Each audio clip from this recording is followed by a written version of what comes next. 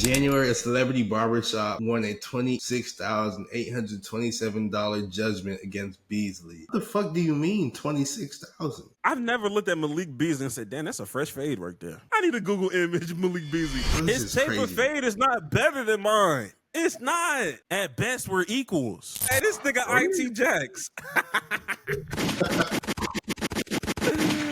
That nigga IT Jax. Welcome back to another episode of the Play for Keys podcast. The only podcast where we do something different. A lot of people ask us what the 4 stands for. The 4 stands for the last time. For the last time. Things I'm going to watch for the last time. This season of Love Island. After this season, I'm not investing like I have. It'll be strictly clip watching. If because I feel like this season, I feel like it was unavoidable.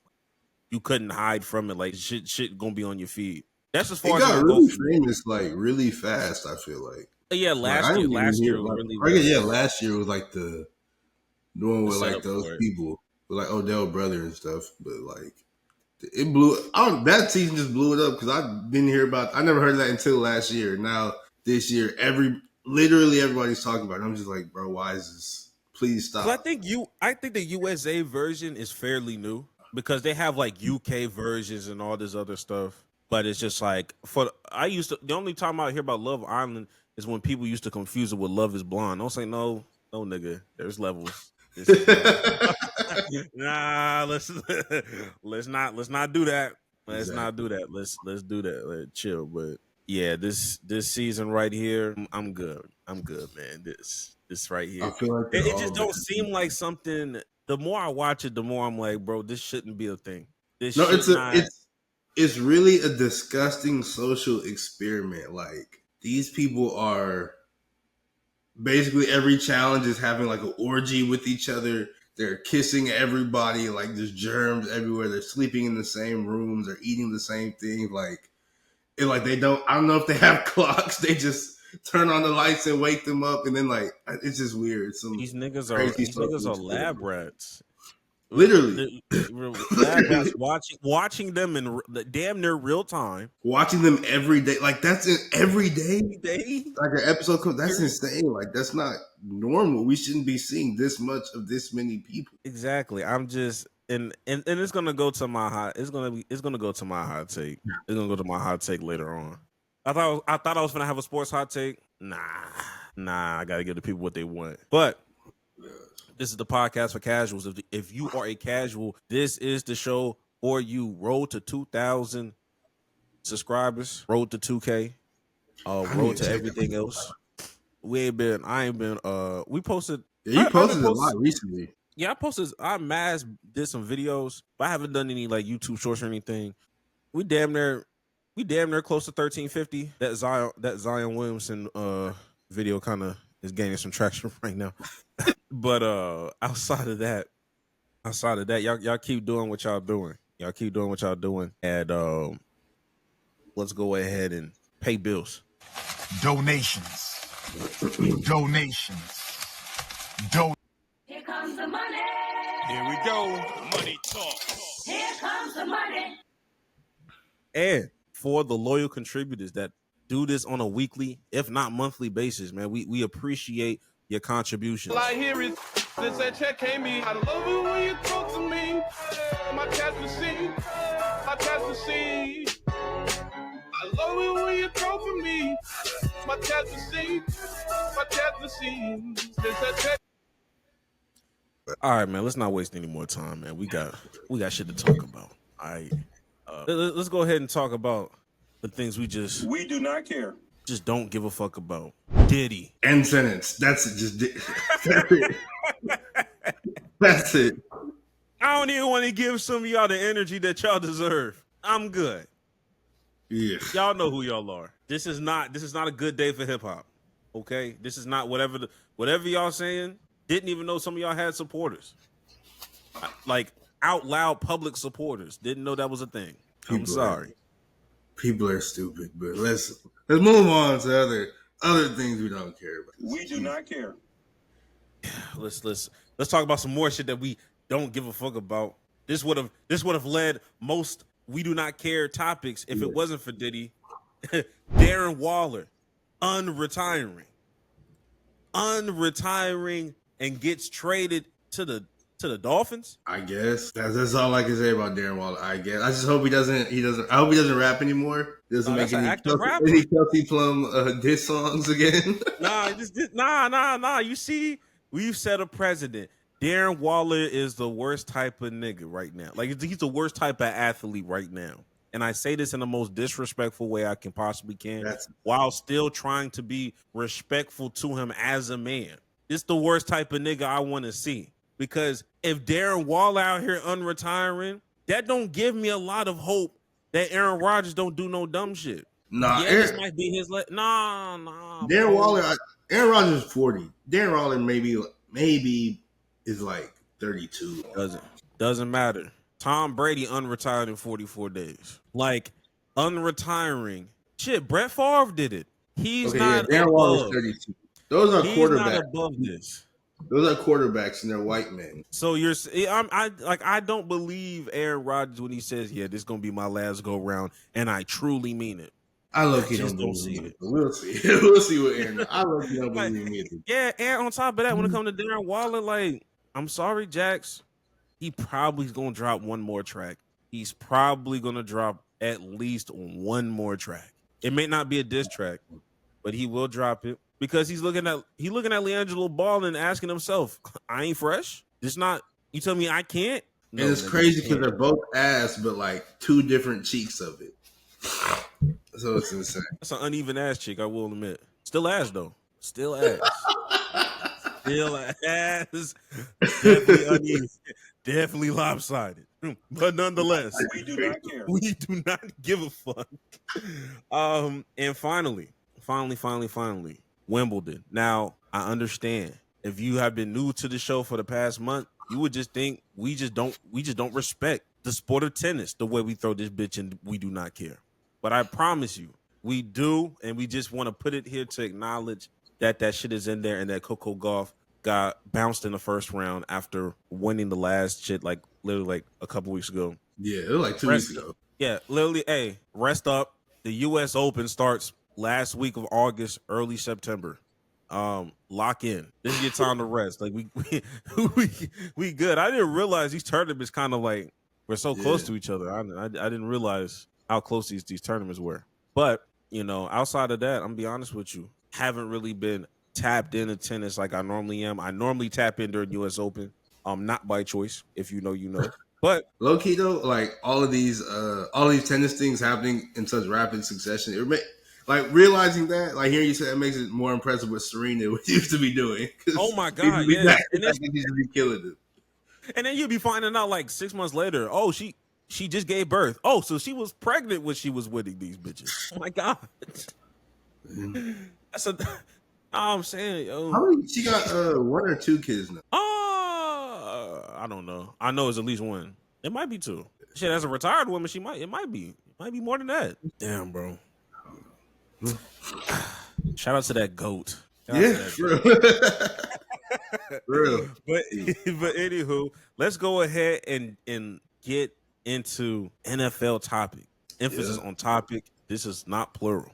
This is a singular topic. I don't think we have any other football news. But it's low-key like a big thing that happened. So like it just let you know the season is coming back soon. Yeah, we here. We're basically here. We got literally. This is the dead month right here. Like 90 days or something like that, or not even because it's July. Not even because preseason starts in August. Basically. Yes. So this is like the last month. Yeah. Yeah, it's less than 30 days, bro. Hey man, we almost made it. You're ready for another disappointing. You're ready for another disappointing Cowboys season, but that's neither here nor there. Because what really happened in the NFL, a low key, like, I think this counts as a blockbuster trade because that phrase has been abused in the past. But the Steelers and Dolphins made a trade. They traded, they swapped Jalen Ramsey and Minkah Fitzpatrick. So Jalen Ramsey, he is now a Pittsburgh Steeler, and Minkah Fitzpatrick, he started his career with the Dolphins, then they traded him to the Steelers. Now he's back with the Dolphins, and the trade included.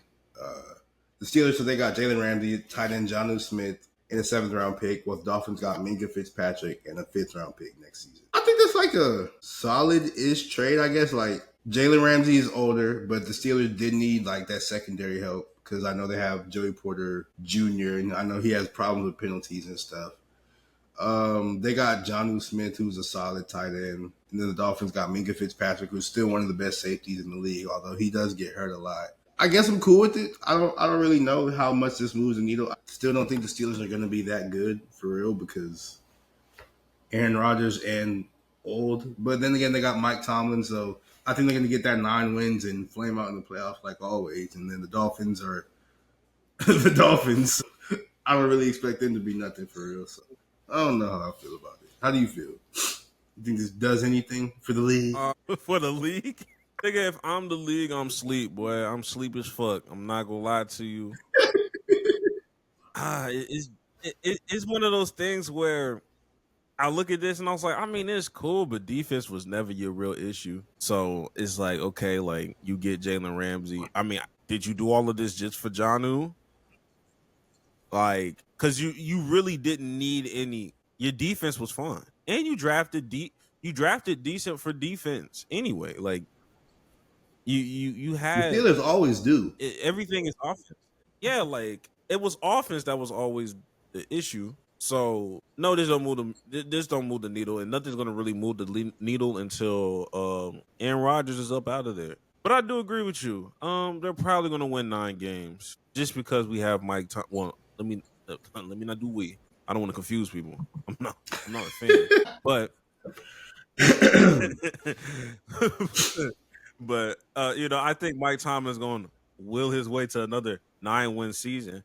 But I think I just need to ask you this question: Yo, how many more 9-win seasons will it take before niggas just say, "Hey, fuck it, bro. We just got to do something different"? Honestly, I feel like because like the Steelers are like the only team in the NFL. They've only had 3 head coaches in their entire like franchise history, so like they don't really be firing coaches for real. I do think that Steelers are like fans and ownership, they're getting a little bit upset with it, but it is like what can you do? Because he's just not going to let them suck enough to get that high draft pick of a quarterback. So I think this season it'll be like a 9-win season, or maybe if they get a little bit more, but like a typical Steelers season this year, I think they'll still be fine with it. But the following year is when they're probably going to put pressure on and be like, hey, if something don't change soon or something don't change this season, we don't get in the playoffs and actually make noise for real, you might have to go. Like, even though we love you and all that, but it's just something needs to change. So I think I think this season he'll be fine, but next season is when they'll probably for real put the pressure on him. They really did not set themselves up unless they're banking on the fact that Aaron Rodgers is just not going to be good. Because it's just like for every move that they made, they did something to take themselves. Like it's always one-off trades. Like, oh, okay, we got Jalen Ramsey, but we're giving away Minka. Yeah, we got DK Metcalf, but we're giving away George Pickens. It's like, okay, like for every addition, there's I don't know if I want to say equal, but yeah, you're taking a big chunk away for every major step you go into. So and they still haven't even signed. They haven't signed T.J. Watt yet, and I know other teams have started calling, and be like, "Hey, are y'all trying to trade him? Because it's been a minute. The season low key from the start, and y'all still ain't signed him. So that's another thing that's going on too. So that whole division got some issues when it comes to contracts and signing niggas and securing them, i.e. Bengals and all the other things. Even the Ravens when Lamar was going through his thing. Yeah. I will admit, it's the only niggas that was real fast with it was the Browns with Myles Garrett, and it took that nigga saying, "Hey, yo, look, I want to win a championship." He said, "Nah, nigga, take this millions upon millions of dollar contract." He said, "You know what? Okay, you know what? I will dribble. I will dribble." But I guess I hate people when they say, "Yo, grade this trade," because who give a fuck about this trade enough to grade it? If I'm being honest with you, if I'm being so honest, do you really give a fuck that you want to grade this trade? Like, I feel like it's a pretty I feel like it's pretty equal trade, to be completely honest. They both got cold DBs who are a little bit past their prime, and they got like an old draft pick. And then the Steelers got Jonnu Smith, who wasn't really that good. But then the Dolphins picked up Darren Waller, who, like I said, this is They just took a what's it? It's you ain't did nothing but take a step back. Like that's what they did. Like they just took the step back, bro. That's the meme. That's literally James Harden crossing a nigga up and then step backing once the nigga already on the ground. It's like, okay, like there is no reason for this step back. You just did it. You could have just kept pushing. You watched that nigga fall down and then took a step back. I don't know. But anyway, let's get into the women. Let's get into the women real quick. WNBA. Niggas out here WNBA the league. Yeah, they announced what the 30th, so I guess that was like Monday or whatever, that they are officially going to expand the WNBA. Right now, they just expanded it this past season, so now it's like 15 teams, I believe, and they're talking about by 2030 there's going to be 18 teams. And let me see if I find it out. I had to know. Yeah, so it's going to be 18 teams. They're adding the 3 new teams in Cleveland, Detroit, and Philadelphia. I don't necessarily like those 3 choices because they still haven't brought back the Houston team, which they should have been done that, which is crazy that they haven't. But regardless, I guess these markets are big enough for that. I just don't know. And then Sophie Cunningham, a player for the Indiana Fever, she sort of echoed the same sort of sentiments I had because she was like giving a interview or something like that. She said, "Who wants to play in Detroit?" Which is pot calling the kettle black because she plays in Indiana, but also like a valid point because respectfully, who wants to play in Detroit? Like, I feel like it's other cities that would need a WNBA team before these 3. I would have put one in Charlotte before I put one in Cleveland. I'm gonna be honest with you. I'm not putting no sports franchise in Charlotte. I'm not putting no more sports franchises in Charlotte. They need to get there's something in that water over there. They need to get a handle on. Yeah, it's getting spooky out there. It really is. But yeah, like I said, I try my best not to be a homer when it comes to certain situations with the W.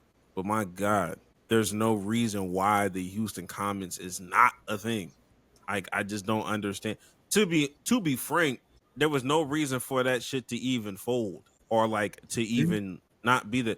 You were the league's first WNBA champion and you four-peated. Every historical player that you think of that started in WNBA basketball, outside of maybe Lisa Leslie because she was forever a spark. Your favorites were a Houston Comet. Don Staley was a Comet. Cheryl Swoops was a Comet. Like, there's no reason. When niggas said, hey, we about to shut the Houston Comets down, the league should have said, hey, yo, we need to find another way for this to not be a thing. Like, we got to shut down another city. That'd be like the NFL trying to like fold the Packers or something like that. That's actually it probably wouldn't be equal to that because the Packers are a smaller. Like Green Bay's a smaller city. But like still, if the NFL ever tried to do something like that, every fan would ride. Even me, and I don't care about the Packers for real. But like there's some things you can't do. There's certain things. Yeah, there's just certain things. Like especially in a city like that, it's like, bro, I get we was underappreciating WNBA basketball, but nah, the niggas should have fought harder for that. And now it's taking forever to get the damn team back. And I'm like, damn. Because they would go crazy now, like, especially with, like, the women's basketball movement and how it's picking up steam for real. Like, especially in Houston, like, man, they'll go crazy. Like, I'm saying, yo, nigga, I was like, yo, if Juju was a Houston Comet, nigga, man, real hoops would be in my city, nigga. I'd be ready. But that's beyond the point. Also, side note. Also, very very quick side note. You saw that NCAA they trying to bring basketball back to the video game space. Yeah, I don't really like that. I don't like that. I never played the NCAA video game for real, I never played the NCAA basketball video game for real. But I don't really like that because like with players, they're only in the game for like. I mean, it's changed a little bit with NIL, like players stay a little bit longer, but like all the super duper cold players, like the freshmen, and they dip after 1 year. Like you don't get a chance to really like know who they are. So that I feel like that makes picking teams and stuff like that harder. It's just I don't know. I was never a big fan of the college basketball games. And college basketball also like it's a terrible product to watch. Hot take if not, but yeah. So I'm not really. I think. I think for the college basketball stuff, when it comes to that, I'm not gonna sit here and act like I was playing that video game, But I will admit that with how they did NCAA 25, I could see there being a way where it's like, oh, y'all could really maximize it. I think the problem was they didn't maximize it. And granted, like I said, I don't remember college basketball like that, but damn, like I feel like a Road to Glory would go crazy. I feel like a Road to Glory would kind of go a little crazy if they did it the right way.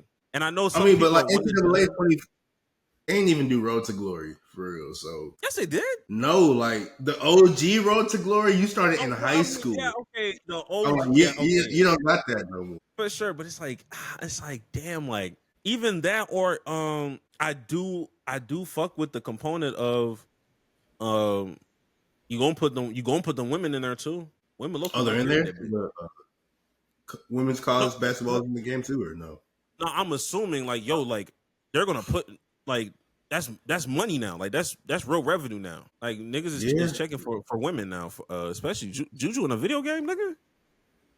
They gonna find a way. It may not be the she won't be able to. She won't be in it for real. She hurt. They still gonna put her in there. Arch Manny was on the bench and was the cover of that motherfucking game. Basically, they gonna find a way to put their best, they best and brightest. I don't see it, but it might be hit or miss. As long as 2K don't jump in there and try to do some weird shit. Keep EA. I seen 2K, like the little 2K. They like quoted a tweet or whatever with like the eye emojis when they're talking about college basketball. So I was like, oh brother, bro, no nigga, because I'm not trying to see Park, bro. I'm not trying to see a 2K Park in college, nigga. Did you see that one video that it was like some streamer dude for like 2K? He said that a do-rag in the NBA 2K, like those games cost more than do-rag in real life. And I was just like, bro. The inflation is crazy. Inflation's crazy. I don't agree with none of this shit, actually. Yeah, let's go ahead and move on.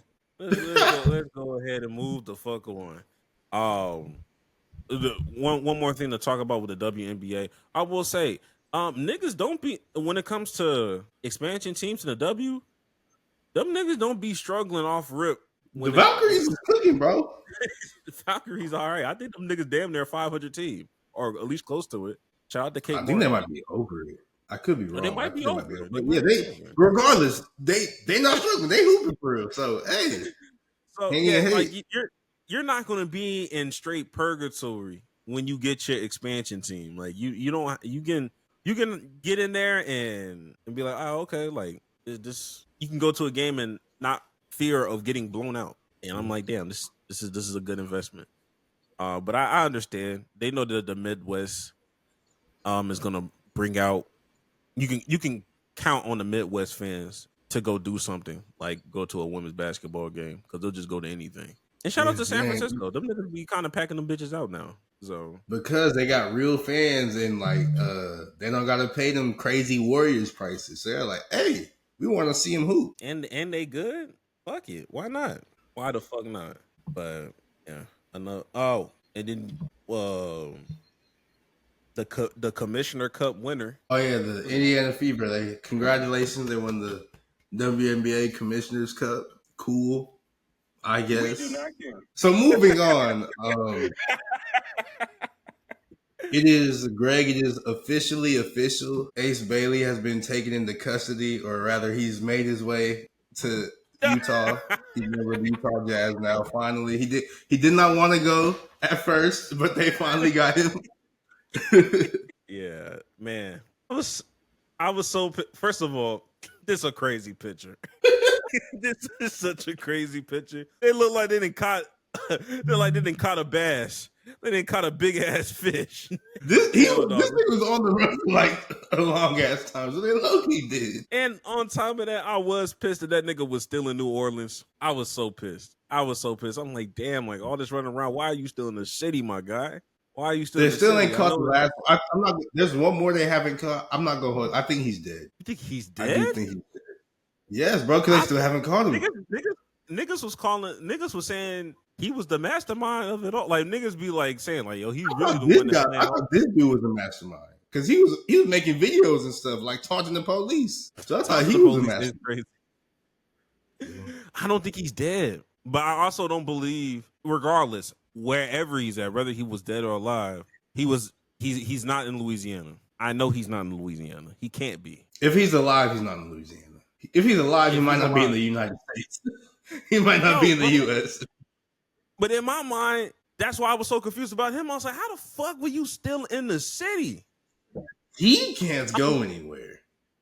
He cannot leave. He cannot go anywhere. So I get it. He must have not had no money. I feel like Derek has some money waiting for him. Derek has some cash. He has some cash flow. This guy, his face is too recognizable, no matter what. So I was like, he's not really going nowhere. He got 3 gigantic face tats. Like he's not. We know who you are. I don't even know his name, but if I saw him, I'd be like, oh, that's the dude who ran away from them folks. He not even committed to the process. He didn't undo his braids and shave bald or cut the beard. Like he didn't try to disguise himself at all. He can't, bro. When you got them tattoos, you literally cannot disguise yourself. So I get it. He just got to lean in. I guess I understand. But to get back into Utah news, yeah, Ace Bailey. Ace Bailey is was literally in custody, doing press conferences, having his lawyer try his best to answer questions for him while he, mean mugs niggas in a car. Yeah, it's different. It's a different situation. I know this is not where he want to be. I know this can't be where he want to be. I think Utah, they hired like they hired his agent's son, his agent is Sharif Cooper's dad. They obviously didn't hire a Sharif Cooper, but they hired like I guess his older brother or whatever to be an assistant coach for the Jazz in their summer league team. So I'm just like, they're trying to do everything they can to make Ace Bailey happy. Danny Ainge, just be doing. He just be doing shit. Nigga say, I mean, look, I heard that what was it? I forgot who the 6th pick was. No, like I forgot which team. No, Knippel went 4th. The Hornets was 4th, and then Utah was 5th. I think Washington might have been 6th. I remember I did see a report where the Wizards and the Hornets were going to swap picks, where they were just like, hey, yo, you pick Hornets, you pick Ace Bailey, and we'll pick Wizards, like, we'll pick Con Knippel. We'll just swap. And Danny Ainge got caught wind of that and was like, yo, if you pick Ace Bailey, nigga, I'm drafting Con Knippel right after, my nigga. Spooked them niggas and said, fuck it. All right, we're gonna draft Con Knippel. Danny Ainge was bullying niggas in the first round, and he can't keep getting away with it. Yeah. He cannot keep getting away with bullying niggas. Shout out to him though. Shout out to Ace Bailey. I hope it works out. They do have a nice squad though. Like, I do fuck with the individual players that are on the Utah roster. I just don't know if they can put it together. It's fucking Utah at the end of the day. It's just weird. He should have just did that workout. Yeah, shoot. It's really his own fault. He ended up there. I'm not gonna lie. It's really his own fault. Philly was just a better spot to be in. Philly was just a better spot. Now, granted, there's a lot of shit going on in Philly right now. Shout out to y'all. Y'all garbage man workers are on strike, and garbage is not getting picked up in the city. It smells disgusting out there. And y'all chose a crazy time to strike. Y'all gonna strike in the summer, a couple days before the 4th of July. It's finna smell crazy. So they're being effective. That's what you got to do. Not my state. Oh my God. So Ace Bailey, it would have smelled like shit regardless. It would have smelled like shit. Either you was gonna be in Utah or you would have been stinging it up in Philly. So win-win, lose-lose. I don't know. I'm not sure. I just find it funny. Moving on from that, though, another actual relatively interesting thing happened. The Knicks, they finally found their head coach, and it's none other than Mike Brown, who former coach of the year. He was cooking with the Kings last time we saw. Or I mean, he was cooking with the Kings, and then they ended up firing him because he sort of stopped cooking just a little bit. But they fired him mad early into the season when they did, so I don't know if they should have done that for real. Yeah, Mike Brown, he's a new coach of the New York Knicks, and I think it's a solid little hire. Granted, they keep recycling all these coaches like they always do, but he has a track record of actually being good for real. He's more of a defense, or Tibbs was defensive minded as well, but yeah, excuse me, Mike Brown, he was able to get the Kings of all people to start playing better. So that's saying something at least. I mean, we'll see how it goes. We will see how it goes. Yeah, it's the Sacramento Kings. Anything that you do with that franchise is cooking. Even when you plateau, it's still cooking. Putting them in the play-in is still cooking. Because these niggas before Mike Brown did not make the playoffs for 17 consecutive years. That nigga cooked his whole tenure. I don't give a fuck what anybody says. Wrongful firing, in my opinion, but Yeah. who cares? And now look at the Kings. They ain't got nobody.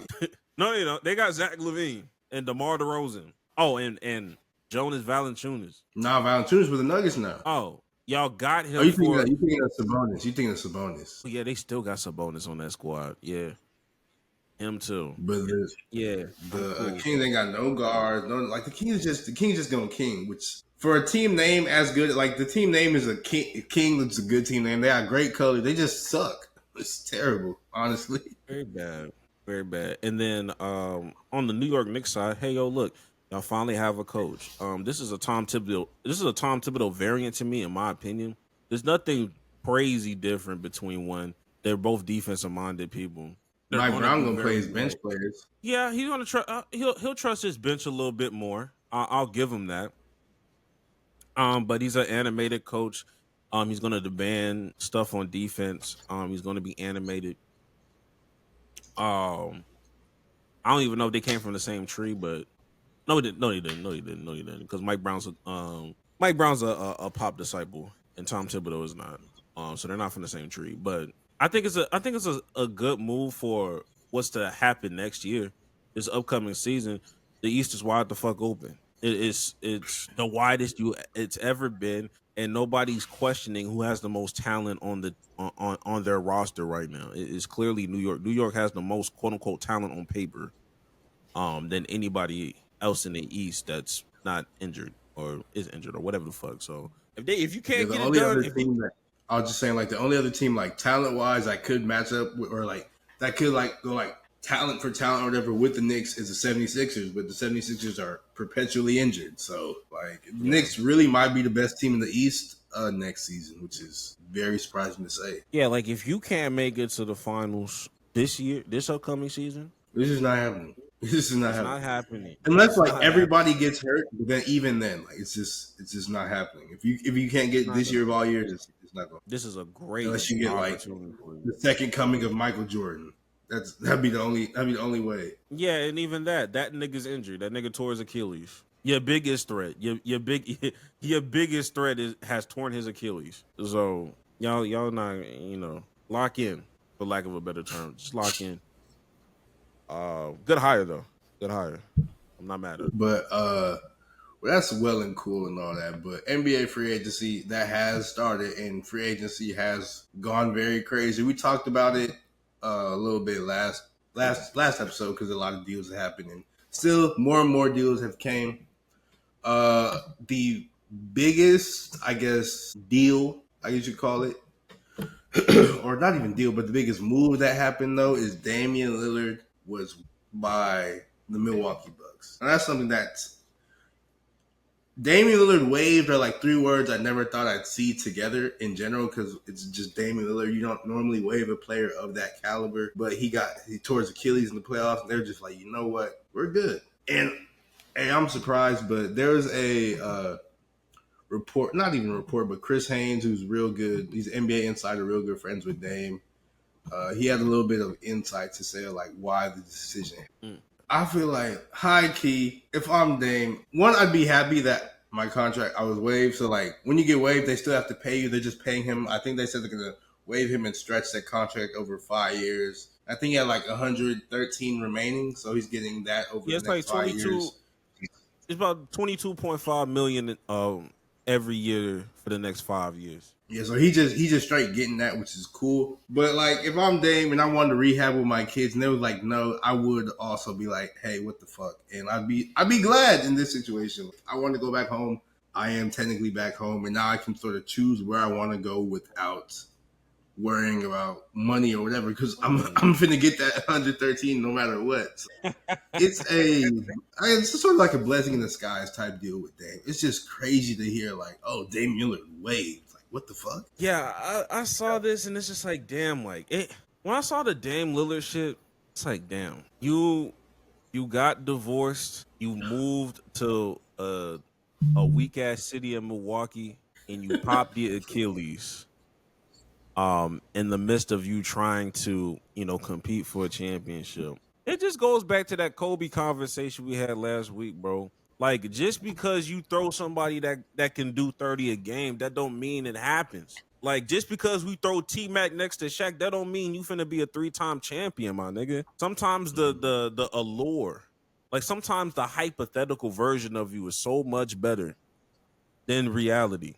I think some people have better hypothetical careers. I think, and I've been on this for a little minute. I've been thinking about this for a little minute. I think people would view Kevin Love a lot better, even though people think of Kevin Love good. They would think of him even better if he never even joined that Cavaliers team, and it was just a hypothetical. The hypothetical. In Minnesota, he was getting like 20 games regularly. Yeah. They would have nigga. I'm saying, like, sometimes it's better for your career to not even successfully win a championship as a third option versus handling your business. It's just same with Chris Bosh, because people underrated the fuck out of Chris Bosh when he went to the Heat, but no, he was still Chris Bosh was a monster always. He just was like, let me just take this back seat because I got LeBron and D Wade. But Chris Bosh was always a monster. Exactly. So it's just like, damn, we can always do that, but for certain other people, it's like, damn, like this is just a constant reminder of, hey, like everything's not a guarantee. I learned that when Harden went to fucking Brooklyn, everything's not a guarantee, nigga. Something can actually happen, and it won't do it. And for the last thing when it comes to like, dang, yo, like we gotta stop. I'm not saying we as us, but like in general, we gotta stop talking shit to players when it comes to battling injuries, fighting through injuries, nigga. These niggas really do be putting their body on the line, bro. Like, I don't think the average NBA player is not saying, I don't really feel like playing basketball like right now. Like, nobody's really just lazy when it comes to not trying to put their body on the line. If they injured, they're not faking no injury for real. There's something really going on. Yeah. For the most part. Like, and I know people want to use the anomalies of why everybody was pissed about certain things and people overusing load management. And it's just like, okay, but like, who were the people that you felt like were overusing load management? Kawhi Leonard and Joel Embiid, the most injury-prone niggas we have. Two people with chronic debilitating injuries. Yes. You mad because they just can't do it? Like, my brother in Christ, who else is overusing it? We got to do that. Like I said, I think a lot of eyes were open when Tyrese Halliburton pulled his when that calf strain happened, and then when that bitch eventually popped. Yeah, niggas gonna look at all these little pulls and hammies and all that stuff. They're gonna treat that a little bit more delicately because, we're talking about career-altering injuries. I think Kevin Durant has made niggas a little too comfortable that niggas is just gonna automatically bounce back from shit like this. He's just like how Adrian Peterson was when he tore his ACL. And everybody was like, oh, man, it's just an ACL tear. You're about like, no, bro, you're not him. I'm saying these are literal like once in a lifetime athletes. That's why they're able to come back so effectively. I'm saying they're literally built different. Niggas would rather brainwash themselves in saying, yo, like niggas can bounce back from Achilles injuries than just simply acknowledging that Kevin Durant is a fucking freak athlete. And that nigga was just able to transcend his injury because that nigga's just that goddamn talented and crazy like that. But yeah, I just because Dame can pick his spot, it's like, yo, I don't know if Dame will be the same. I don't know that. And granted, I don't know where he could go to make sense if we're talking about competing. I mean, he could go anywhere. I don't think he's gonna try to get like no bread for real because he's he got that 113 guaranteed. I know, but I'm like, yeah, I'm not I'm not saying from a contract perspective. I'm just saying like unless that nigga playing 2 guard or coming out the bench, like who need a guard? Unless you saying, you know what, Damian Lillard is coming off the bench. I'm just trying to figure it out. Like who? I mean, like needs who a need to starting guard? Like caliber I feel like anybody could use Dame for like contenders. Well, the Heat aren't necessarily contenders, but I mean, if they get Dame and he's 80% of what he was, that's a good additional piece. for Miami. And he did want to go to Miami in the first place, so there's that as well. You just wasting time at that point. If you ready to go to Miami, you might as well just stay in Portland at that point because you're not competing for no shit. You're not competing for shit. Just go back to Portland and be with your kids if you're gonna go to Miami. Warriors, I don't know, play 2 guard, although that play 2. Yeah, like it's like okay, like it's cool. Like everybody could use Dame, but if we're talking about contenders, we're talking about contender. I mean, maybe Minnesota. They need a point guard. Minnesota makes more sense. I don't think there's anybody in the East that just I would really want him to go. The Suns, they're not in the East, obviously, but then again, the Suns aren't contenders. Champion. They're not winning no championship, brother. I mean, they got to the finals once upon a time. You're right. I'm just saying. I'm not saying you're wrong. I'm just saying you're right. And they took they got to that finals with DeAndre Ayton, so that's impressive more than anything. It wasn't as impressive when it was in real time. We acknowledge shit now, but niggas was not saying, "Whoa, we dragged DeAndre Ayton to this shit." But I understand. You think Denver? But shoot, maybe because Jokic could. I'm pretty sure Jokic could work with any type of player. Well, Jokic could work with any type of player as long as they can shoot for real. So I think that could also be a thing. That's true. That's very true. Because I don't think Jamal Murray's like he played point, but like I feel like I just never consider him a point guard. He's way better off ball as like a 2 guard or whatever. Like I just don't like he can do certain shit, but he that bitch to Dame. We'll see how it goes. And I obviously this is way too early. Like me personally, I would tell Dame, and obviously Dame, you don't listen to me, nigga. I don't. Who am I to listen to? You never know. He could listen. I would just take your time. Don't rush into like signing with a team, bro. Like you're getting. Don't rush anything at all. Yeah, don't rush anything at all. Any of these processes, bro. Just be with your kids. Like this season, low key. I'm not saying this season's like not low key a wash, but everybody's like he can be available as soon as it's post All-Star break, and I'm just like, even if I can't, I don't think I want to do that. I really don't. I don't think. Me personally, I would just, if I'm just really scratching to go get a championship, maybe I might sign with somebody like March or something. You know what I mean? But that don't mean I got to play in the playoffs. It's just like, I'm signed here. Let me really get this shit done, and prepare myself for the following season. I know he's up in age, so every year counts. But you don't want to re-aggravate that shit, bro. You don't. Two Achilles tears would be insane. That's what I'm saying. Or rupturing something else because you're overcompensating because you just, you know what I mean? I don't run from the grind. Damn, retire it. I don't want to hear that phrase no more. I'm not trying to hear that phrase no more. I'm not going to lie to you. It's cool, though. It's cool. In other news. I like speaking on the other side of the Dame thing. Miles Turner, he ended up accepting a deal with the Bucks because now they have that free space because Dame's not there, so he accepted that deal with the Bucks. I think it's like 4 years, $107 million. So that's pretty good, especially since they let Brook Lopez go. So Brook Lopez, he's now with the Clippers, but Miles Turner, he does all the same stuff Brook Lopez does. He's just younger. I think that's a real good pickup for the Bucks. They just need a guard, but they still don't have one because Dame's not there no more. So. It's just so funny with this Miles Turner situation because for the longest, you remember when we first started our podcast? One of the first topics we had was Miles Turner, trying his best to get the fuck out. Every year, it's like, Miles Turner finally gonna get traded somewhere. Miles Turner, he out here advocating himself as, I think I could be a good piece for the Lakers. Like I remember those talks that we had. They had DeAndre Ayton. Miles Turner would be a good piece for anybody, bro. On everything. Indiana had DeAndre Ayton on a signing sheet.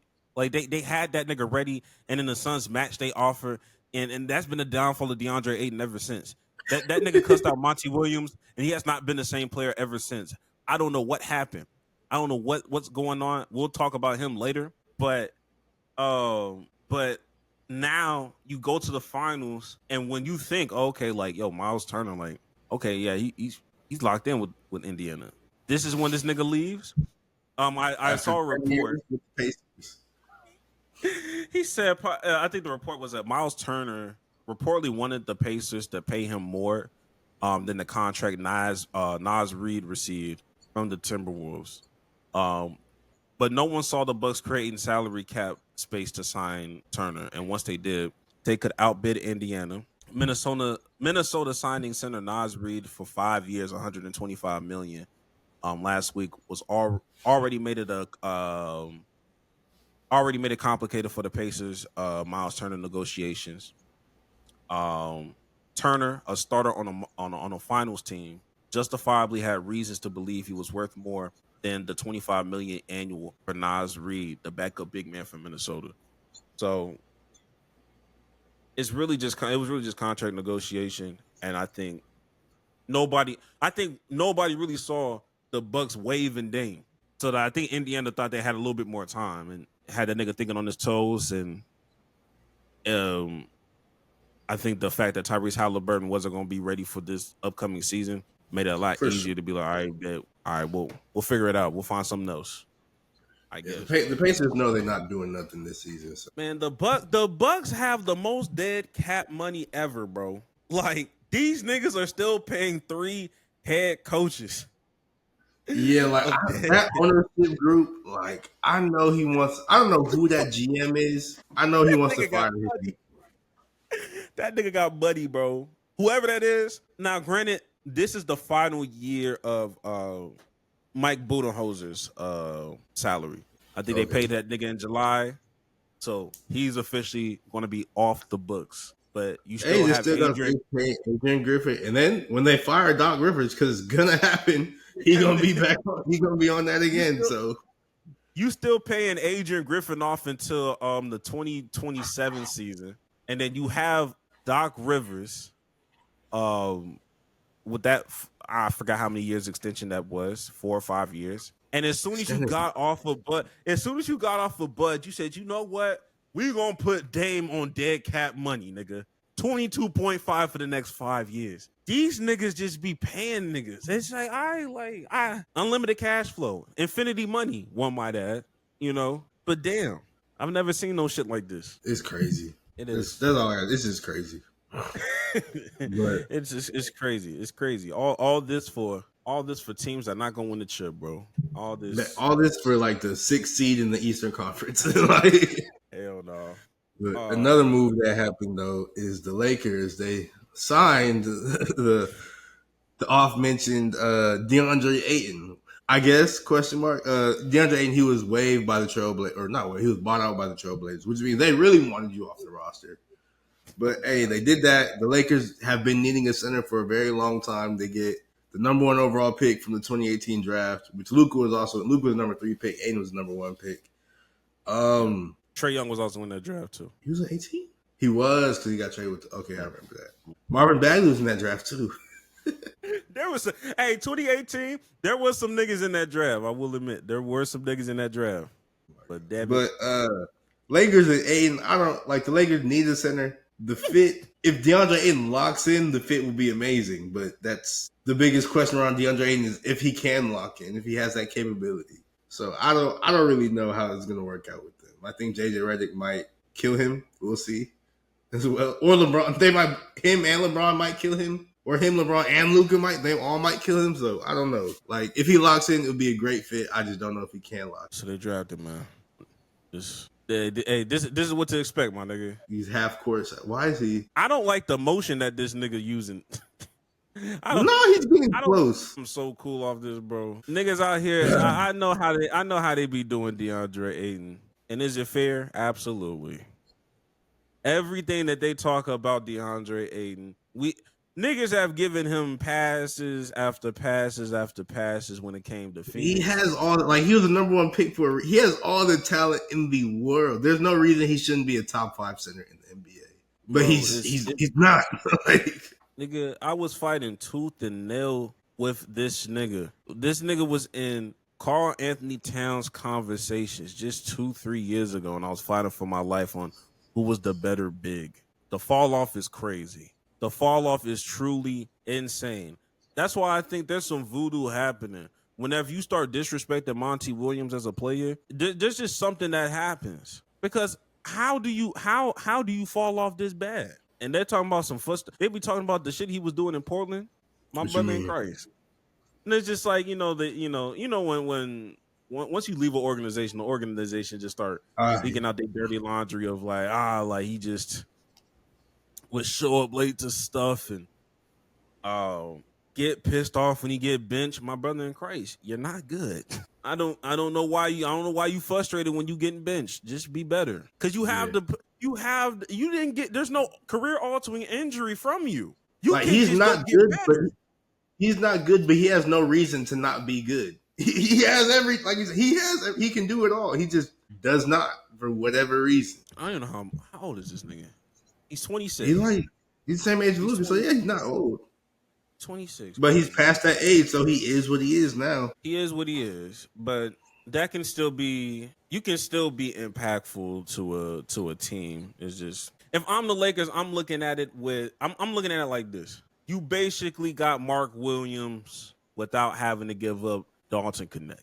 That's how I'm viewing this trade if I'm being generous. If Ayton pans out the way he's supposed to pan out, or if he just gives you 80% or 75% or whatever, it's basically Mark Williams without giving up a first round prospect in Dalton Connect. But that's me just being generous though. Market looking moving on from that crazy franchise. A few more things happening in free agency. Just to sort of round it up, the Rockets, the Hawks, and the Nuggets, they're all look like they're loading up. Especially, like, I know the Rockets, they just signed Dorian Finney-Smith. The Hawks, they made that Porzingis move, and I know they got Nickeil Alexander-Walker and somebody else. I can't remember. But the Nuggets, they actually look really, really good to me because, well, they got Bruce Brown back. He wasn't that good these past few years, but he knows he's won a championship with them. He knows how to play with them.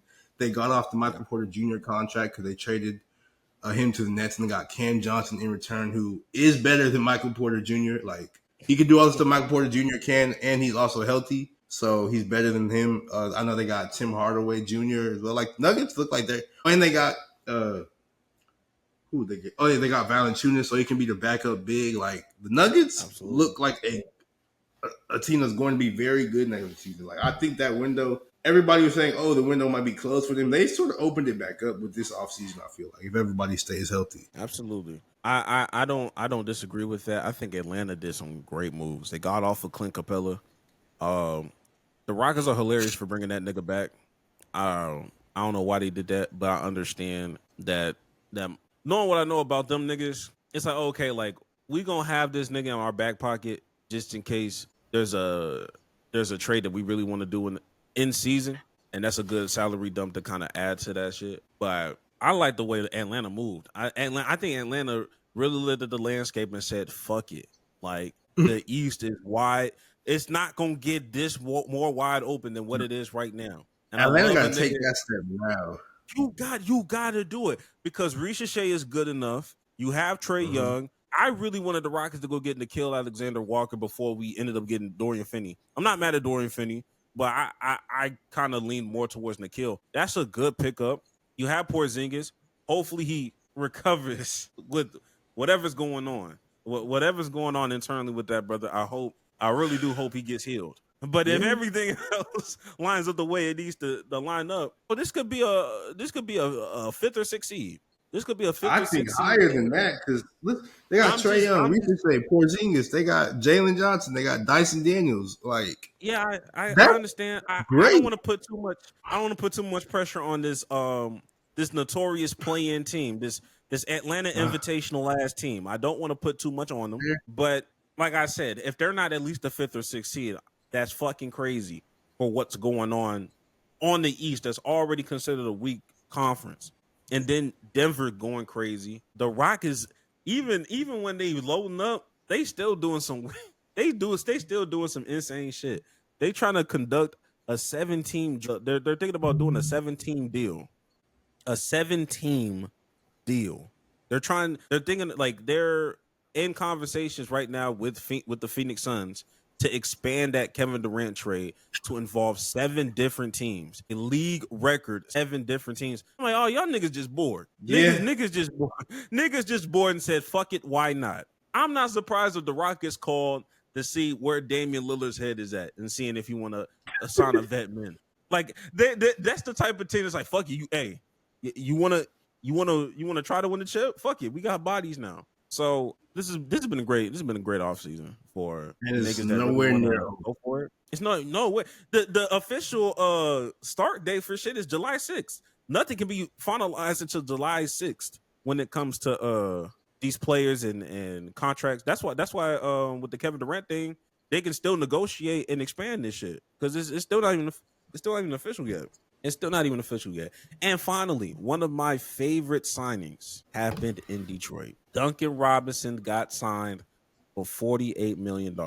That white man took Malik Beasley's money, and it's Malik Beasley's fault. I think everybody's taking Malik Beasley's money, to be honest. But if y'all haven't heard about Malik Beasley, he's a shooting guard formerly of the Pistons, probably most famously known for last season. Unfortunately, he dropped that. It was like the last second or whatever against the Knicks in the series. He had a wide open 3. They passed him the ball. He dropped the pass. They ended up losing the game because of it. But Malik Beasley had a career year. I think he was second in the league in like 3-point shooting. Did he win 6-man or he got close to it at least? He got close. I don't think he won it though. But yeah, no, like I said, he had a career. Okay, yeah. But yeah, Beasley, he had a career season. Like, he was going to get a bag. He was quite literally going to get the contract Duncan Robinson got. But Duncan Robinson literally stole his money because Malik Beasley has now been involved in a gambling scandal as far as the NBA. Terry Rozier was also investigated in the scandal, but they found out like, oh no, Rozier wasn't gambling. He just wasn't playing good, unfortunately. But Malik Beasley, he got caught up in this scandal with betting and everything, and people are like, oh, he must have been. I know people have started to like go back and look at clips of him saying stuff and like about like shooting threes and blah, blah, blah. And they're like, oh, he's trying to make bets and everything. But this whole scandal has gotten even bigger because now it turns out that he's in crazy debt and he owes a lot of people money. There was a story on the Detroit Press about it, and I've seen a few excerpts from it because I'm not paying for the Detroit Press subscription because I don't care about Detroit for real. But some of the people he owes, where is it right here? Oh, that's just a statement from his lawyer. Which his lawyer said, I've been with Malik Beasley a long time, but I don't get involved in his finances. I feel like you should know a little bit of something. But then again, that's his criminal lawyer, so maybe not. But still. Anyways, in March, Beasley was sued for failing to pay $14,150 in rent at a high-rise in Detroit called The Stocks. That apartment building is also owned by Dan Gilbert, who owns the Cavaliers, which is a very funny through line. Last month, Beasley was sued again by the same complex for $7,355 in rent. The hearing is scheduled for July 15th. In January, a celebrity barbershop won a $26,827 judgment against Beasley. How do you run up that type of check at a barbershop? I have no clue. And then in January, a Minnesota dentist won a $34,390 default judgment against Beasley. And they've been garnishing his paychecks for the Pistons this season because the debt has not yet been satisfied. How do you get into like the debt? Like, dentist is crazy. Because I feel like, doesn't the NBA give you health insurance? So I don't understand how you get that debt with the dentist. Barber is crazy because barber's the craziest thing. Because actually, I feel like rent might be the craziest. Because how are you not paying rent? Like, how are they letting him still live there? Because when you're a celebrity, they're not strict with you. They just like, he got money. He got money. I know he got it. We're not gonna evict this nigga. He was sued for $14,000. And then he was for what, $21,000 in rent. He's behind. Like, what? Yeah, I am looking at what his salary was during the 2023-24 season. He was making about $2.7 million that year. Quite frankly, I think that was probably the lowest that nigga was. That was the lowest salary that nigga didn't had thus far. Because When this nigga get in the league? Cause I think he might be like our age for real. So he's not old, but He got in. He's made a total of $60 million. Oh, in Denver, it was he was on that rookie deal, 1.6, 1.7, 1.7, 2.7. He didn't start making money until 2020, COVID. 13.4 million, 14.4 million, and then 15.5 million in 2022-23. That next season, that shit dropped to 2.7. And then with the Detroit Pistons, it was 6 million. So this is very simple for me. Nigga, you were living above your means. That's all they told me. You was living above your means even when you was making 13, 14 million. And when you dropped down to 2, you still did not adjust. You did not adjust and you went into sports gambling, which is nuts. That's nuts. I don't know. We don't know Allegedly. yet how deep he is involved in this game. Because like maybe it could be like an Otani thing. Maybe his friend was doing it. Or maybe somebody like it feel like is somebody stealing money? Like does he have like a bad financial manager or something? Because like somebody could be stealing money from him. Like that could be a thing. Because this just doesn't make sense to me. Like these crazy debts don't make sense. Like 27,000 at a goddamn barbershop. What the hell? What? Now, granted, it's a celebrity barbershop, so you know how them niggas be taxing. Like 200. That's like 200 a cut on a. That's like 200. Maybe that's like 200 a cut, and you getting cut what? Twice a week? I mean, not twice a week. Bi-weekly? They probably get cut like once a week because they're on TV a lot. So once a week. So on a high end, once a week, you're spending $200 on a cut that you're not paying 4 times 4, $800 a month, $800 for 12 months. That's still under $10,000. How did we run it up like this? No, and then think about it though. He's not even in. He probably wasn't even in Milwaukee like year round because he only like NBA season only what 6, 7 months, something like that. Wait, this is specifically for Milwaukee and Milwaukee only? Yeah. He was only there for 1 season. No, 2 seasons, 2022 to 2024. No, he wasn't. I'm looking at his contract. He had a contract. His longest tenure was with Minnesota from 2019 to 2022. He had a contract with the Los Angeles Lakers from 2022 to 2023, and then signed a contract with the Milwaukee Bucks with from 2023 to 2024. The Los Angeles one might have been like a buyout. Yeah, 2023 to 2024. He spent 1 season with Milwaukee. The fact that you spent $23,000 in Milwaukee for 1 season is crazy on haircuts. There's no way that was all your haircuts. You must have been paying for other niggas. You must have been flexing and saying, "Hey, I got the whole room today." You must have been covering other niggas, bro. Makes no sense. Your barber shit. You wasn't even, your cut's not even that crazy. Why was the barber like continuing to cut? I feel like Grant Barber got his money eventually, but why was you continuing to cut this nigga if he wasn't getting paid? Because it's a lot of when you, but like I said, people give a lot of leeway to like NBA, it's like celebrities because they're looking at it like, oh, okay, like I know you got money, like I know you got the money. It's like, oh yeah, I got you on this week, and then this week turns into next week, and then the next week, and then a month after that, and at some point they get fed up, and it's just like, bro, and your father's like a known actor. Like it's not like you came from like the rags to riches story. Like like y'all, you was in a decent upbringing, to my knowledge, for at least financially. I can't speak for emotionally and all this other shit, but from a financial standpoint, it ain't like you was getting this. You wasn't VJ Edgecombe. You wasn't living off a generator for 7 years. I know that much, nigga. This is crazy. This is crazy. This is sick as hell. I don't know how. Like I really want to know more because none of this stuff makes sense. So I cannot wait to figure out more and provide everybody with updates because it does not make sense. Like this, it does not make sense. That's all I gotta say. It don't. That barber shit really bothered me.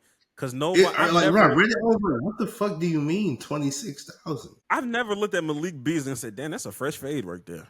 Not saying he has like horrible cuts or nothing. It's just a normal fade. Like I'm saying, like when we think about like the best like lineups in the league. We think about Jalen Rose, maybe Yeah, Paul like, George. like if it was Jalen Rose, like okay, I Like, I'd understand. be like, okay, like But it's it's still still crazy, crazy, but but like low key, I get it. I can see the results. This shit like this made me want to look up a nigga real quick. I need to Google image Malik Beasley just to see. I bet yeah, it's just like a normal cut, bro. Like This is a normal fade. I just got a taper fade today, this morning. We got the same taper fade, and I swore I paid only 35. I only paid 35 for mine. but it doesn't really would be bothering because like celebrity barber, blah blah blah. You can find somebody else. For granted, barbers have raised their prices exponentially, but you are a millionaire. You can find a barber for whatever price, even if like you can find like 70 is a crazy price to pay, but like you can find somebody for you don't have to spend the $250 on the cut. You can find somebody for cheaper than that. So this His is taper crazy. fade is not better than mine. It's not. He don't have a better fade than me. At best, we're equals. They can them niggas never be in the allegations. Even when Play for Keeps blow up, nigga, I swear, them cuts staying at 35, 40 max, nigga. They're not increasing. I will find somebody else. I will find somebody else, nigga. Hell no. But is it about that time? Prayers up for that. Prayers up for Malik Beasley. He's gonna need it. Prayers up. Yeah, bro. Because you don't know nigga, it's only. Hey, I ain't gonna respectfully. It's only prayers up if I didn't find out. If I didn't find out, if he didn't bet for real, it is prayers up. If he doing all this and then sports gambling too, I'm not praying for that, nigga. Not praying for that. All that plus sports gambling is egregious. Like that's crazy. You gonna jeopardize your mainstream and income when you already struggling? Nah, bro. 48 million down the drain. Crazy. But is it about that time? I think so. It's hot take of the week. You have your hot take ready? I do in fact have this. Kevin Durant. You are my favorite NBA player of all time. I need you to stop tweeting. I need you to stop tweeting so much. Because I recently watched him on the Mind the Game podcast with LeBron and Steve Nash, and they were just talking basketball for like an hour and a half ish or whatever, and it was just beautiful, like the way they described the game. And I'm just like, man, so many people would like gain so much knowledge if they just heard KD talking like this and like heard them discuss basketball in this manner and all that. And then you just get on Twitter and you see KD say, shut up, I'll troll on Twitter till the day I expire. Don't let me distract you. And it's just like, bro, they just doing all this on the internet to get a rise out of you. You don't need to be talking to these niggas, bro. These niggas are losers. Just stop tweeting so much, bro. If KD was as quiet as if KD was like as quiet as Kawhi Leonard or something like that, I feel like everybody would view him so much differently. But it's because he's loud and outspoken, or at least loud and outspoken on social media. They view him as this, I don't even know what you would like to call it, but they view him as something that he's not. And it's just like, bro, please, just stop giving these people your energy, bro. Just respectfully, shut up and dribble. Respectfully. Bro, telling your favorite player to shut up and dribble is so funny. It has to happen, that shit be bro. so funny. Even when we was talking about the Malik Beasley stuff, I was imagining lawyers and shit. I was like, damn, like, imagine a lawyer got to defend his client, like his basketball client, that he's not gambling and that he's just buns on the court. Like, Your Honor, he just wasn't hooping. He was just not hooping. That nigga was not on his P's and Q's. He can't hoop. It's crazy. And I'm gonna let you know this right now. It's not gonna stop. It won't. Not with this Rockets fan base. I'm gonna let you know that right now. These niggas be chatting. My biggest fear is that Kevin Durant gonna do what he did 2 years ago and go into these goddamn Twitter spaces. That's why I fucking draw the line. KD, don't you dare go on a fucking Twitter space. That's why I draw the line. This tweeting stuff, okay, because obviously it's not affecting your on-court play because you still get buckets. Yeah. So I'll let you have it. The Twitter space, nigga, I bet not ever catch you on no goddamn. They do not deserve your energy to speak. Nobody does. He keeps giving it to him. I'm just like, dog, why are you doing this, bro? Oh my God. Oh shit. Nah, that I agree. I totally agree. You know, I thought I wasn't gonna do a sports hot take, but I feel like I still need to do that as my overarching hot take. I'm gonna just get this 1 minute hot take off. You do not know these niggas. My hot take is you do not know these niggas. All this Love Island shit, you do not know these niggas. The way y'all niggas calling all these people everything except the child of God, I swear y'all don't know these are still human beings. And y'all not better than these niggas. I be looking at some of these niggas like, oh my God. I'm looking at niggas that I know got real felonies on their belt, talking about how a nigga doing somebody dirty. Nigga, you're a worse nigga than him. Fuck? Niggas out here talking about how Taylor's this and Taylor's that. Nigga, I know 5 Taylors in real life. Nigga, I know real liars. Yeah. I know habitual liars. There's a nigga on my phone that lied 2 days ago. An active liar. y'all niggas is bugging. Y'all niggas is bugging. Some of y'all are the worst type of people in the world.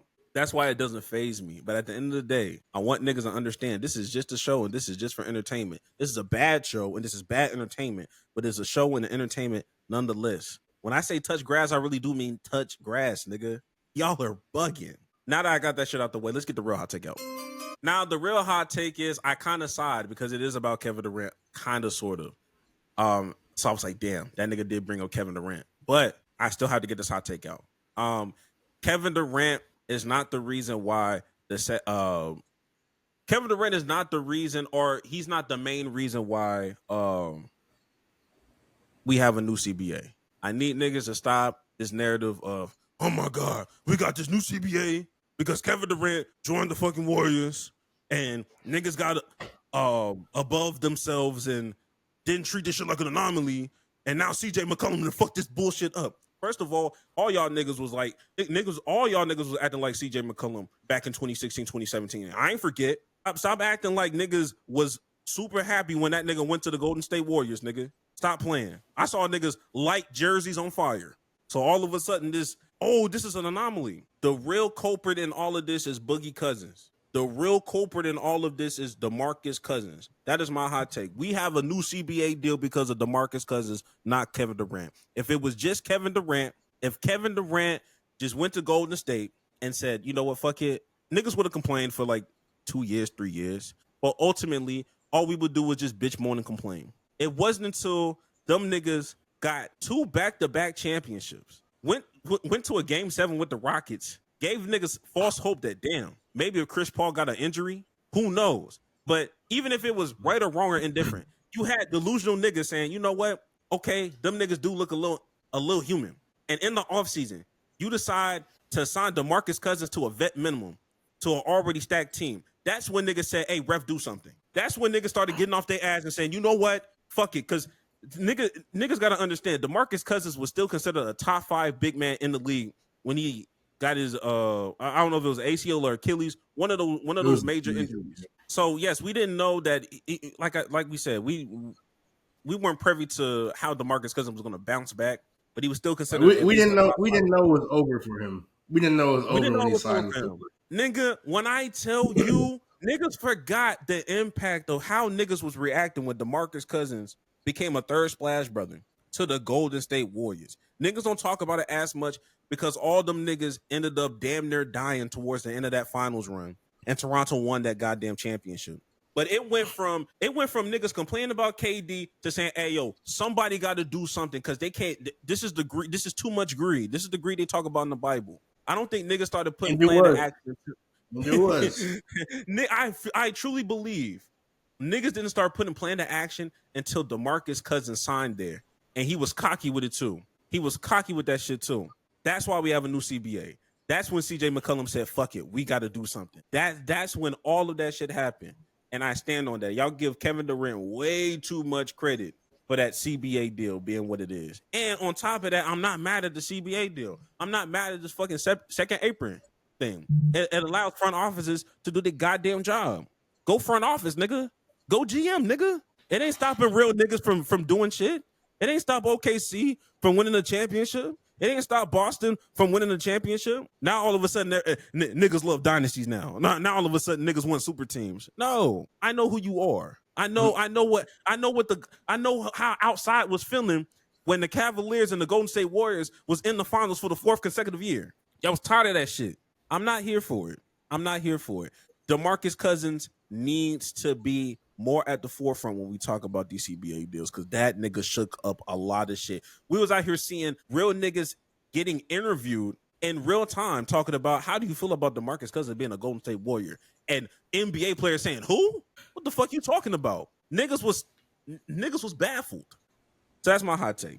Not too much on KD. I only seen people blaming CJ McCollum for and they putting his face next to Ronald Reagan and asking what's the difference. That's the only thing I've been seeing. Overhated. CJ McCollum overhated because y'all were all most niggas with CJ McCollum in 2017. I don't want to hear that shit. I think that's it, man. I think we reached that part of the show, man. I think it's wraps. Episode 105 is in the books. 105 straight episodes. I'm gonna keep saying it until we miss an episode. It's not happening. So I'm gonna keep saying straight episodes because we don't miss a week. Jackson, last words. Please, especially if you watch Love Island, go touch some grass. Go outside. Go get some fresh air. Go touch some grass. Go interact with your family and friends and loved ones. Go play with your dog. Please turn that TV off. Get off Twitter. Get off the social. Stop talking about the show. Just go live your life, please. It's bad. It is horrible. This is a social experiment. My nigga. A bad one at that. As far as me, hey, just make sure y'all keep liking it up. New things are coming with the pod. We got some things that we have in store for y'all. A nigga is going to Vegas. We is trying to catch Summer League. You know what I mean? Trying to see Cooper Flag in the flesh. And maybe we have some footage. Maybe we won't. But just want to tap in with the community. We want to make this a community, guys. So without further ado, this has been another great episode. We will catch y'all next week for episode 106. And like Jack said, go touch some grass. Singularly. Individual pieces of grass. One by one, nigga. Go watch grass grow, actually. Go watch it grow. This is crazy.